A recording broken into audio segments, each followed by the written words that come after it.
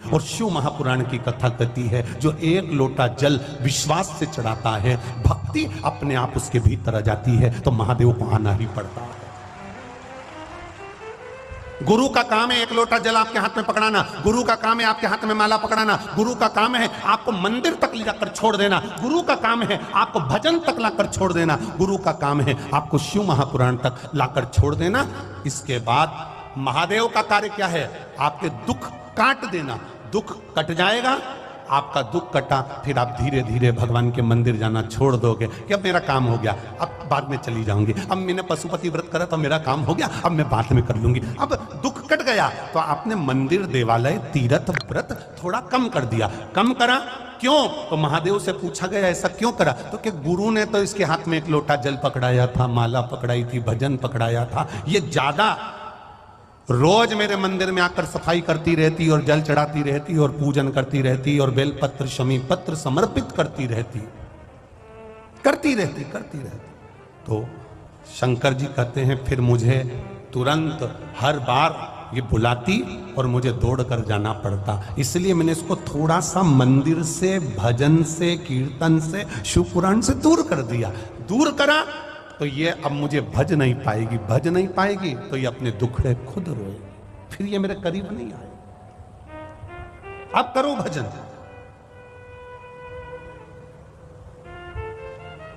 कोई पूछे तुमसे कहां गई थी, कह देना भगवान के मंदिर गई थी। कोई पूछे कहां गई थी, तीर्थ करने गई थी। कोई पूछे कहां गई थी, अरे विचार तो करो। आज के जमाने में जहां जहां पर कोई बड़ा आयोजन होता है तो अलग से गाड़ियां भेजी जाती है। जरा विचार करना, अपनी बुद्धि में उतारना, जरा चित्त में उतारना। बड़ी बड़ी सिटियों में जब कार्यक्रम होता है, बड़े बड़े शहरों में जब कार्यक्रम होता है, कोई बड़ा आयोजन होता है तो बसें लगवाई जाती है, गाड़ियां लगवाई जाती है, आप लोगों को अलग से भोजन के पैकेट दिए जाते हैं, अलग से तुम्हें इकट्ठा करा जाता है कि साहब ये कार्यक्रम है, तुम्हें आना पड़ेगा। खर्चा गाड़ी का उनका, बस का उनका, भोजन के पैकेट उनके। पर ये शिव महापुराण की कथा बड़ी विचित्र कथा है। ऑटो का पैसा भी तुमको देना है, बैठना भी तुमको है, और धूप में आना भी तुमको है, और भजन गाना भी तुमको है।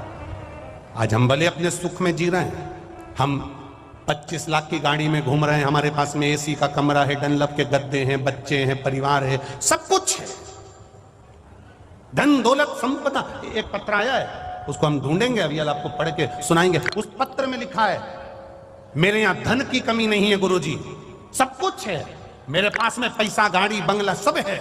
मेरा पति को अटैक आ गया, हार्ट अटैक आया, कोई चंडीगढ़ आदि के पास का होगा पत्र है वो, चंडीगढ़ के पास का। फिर उसके पति को चंडीगढ़ लेकर गए। तो धन की कमी नहीं है, वैभव की कमी नहीं है, सत्ता की कमी नहीं है, सब कुछ है।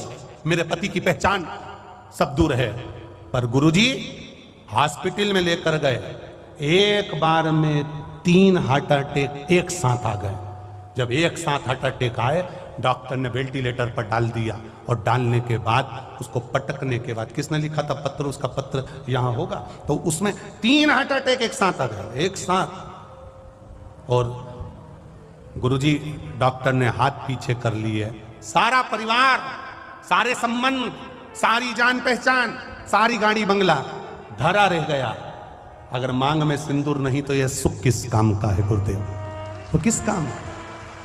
तब हाथ जोड़कर किसी से कहा कि भाई कोई सियोर का रुद्राक्ष हो तो हमको दे दो। कोई हो सूचना पहुंचाई, तब किसी ने रुद्राक्ष दिया, उसका पानी उनके शरीर पर रुमाल गीला कर कर लगाना चालू करा। कुछ देर बाद 3 हार्ट अटैक जिसको आ गए हो गुरुदेव, उसकी श्वास चलना मुश्किल है, पर बाबा ने श्वास दे दी। शिव तत्व है, उसको पहचानो, उस देवादिदेव महादेव को जानो।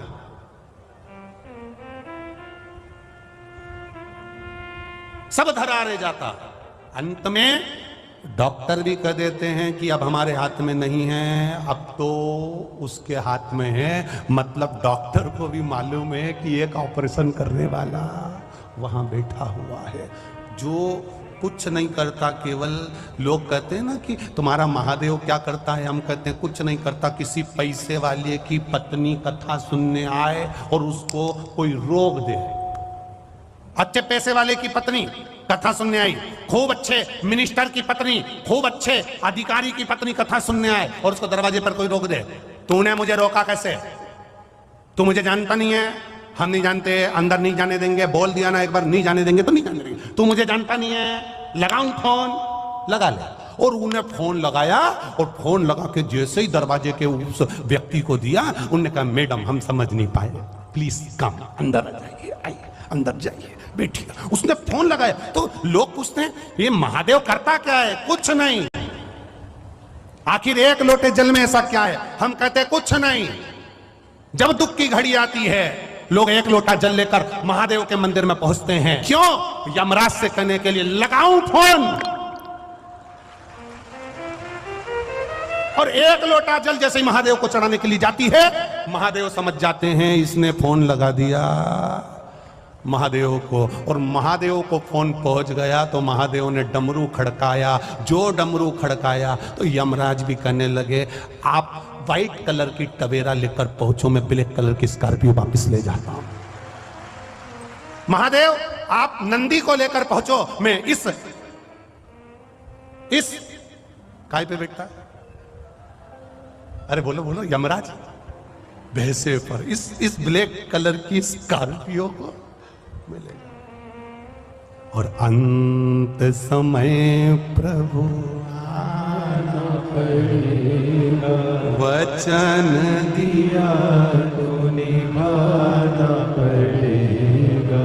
आए ना आए प्रभु कुटुंब कबीरा, अंत समय प्रभु आना पड़ेगा। ओ वचन दिया तो निभाना पड़ेगा, वो वचन दिया तो निभाना पड़ेगा। अंत समय में वो आकर खड़ा हो जाता है। नवनिधि शिव महापुराण की कथा कर रही है। आपके भीतर का विश्वास जागृत करिए। जिस दिन आपके मन में आ गया कि एक लोटा जल चढ़ाने से होता क्या है, जिस दिन आपके भीतर आ गया कि एक बेलपत्र चढ़ाने से होता क्या है। किसी ने एक मैसेज करा था, उसमें लिखा था हमारे दिल्ली में ना तो समी का पत्ता मिल पाता है, ना बेलपत्र मिल पाता है, हम शंकर जी को क्या चढ़ाएं।